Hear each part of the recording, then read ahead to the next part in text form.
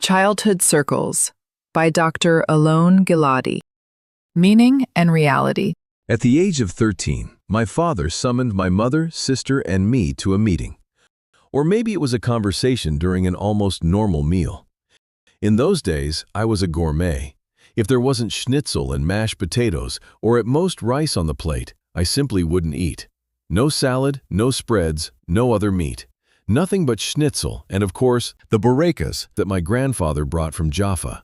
It was a seemingly normal meal, but my world after that wasn't the same.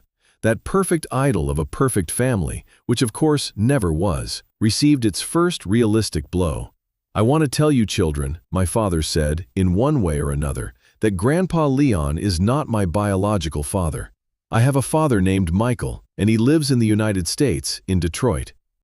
I was 13 at the time, and Grandpa Leon was my teacher and friend, my beloved grandfather. "This information won't change anything," my father said, but I had a feeling he didn't really mean it, and I actually wondered why my parents found it necessary to tell us this now. For what purpose? I never said anything about this conversation to my grandfather, to Grandpa Leon.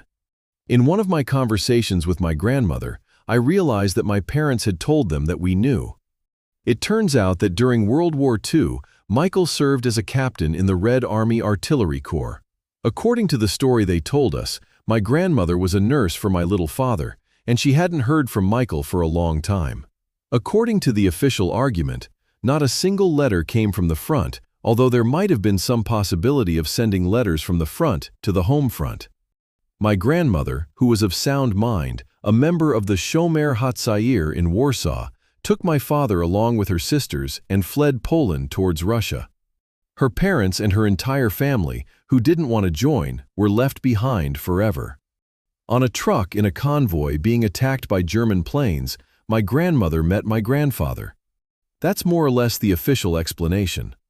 As a 13-year-old boy, I had no desire to delve into one explanation or another.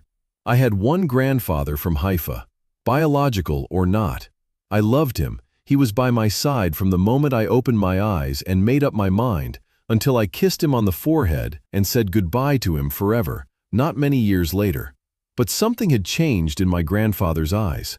I saw some pain there, some anger at my parents.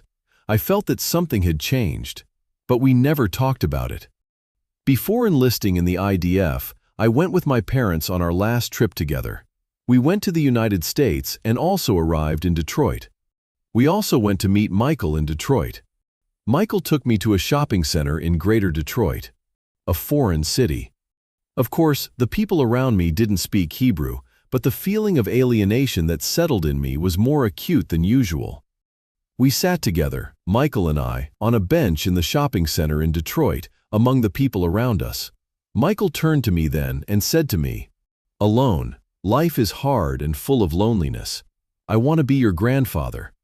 I looked at him, looked straight at him and said to him, "Michael, I already have a grandfather." This was our first and last conversation.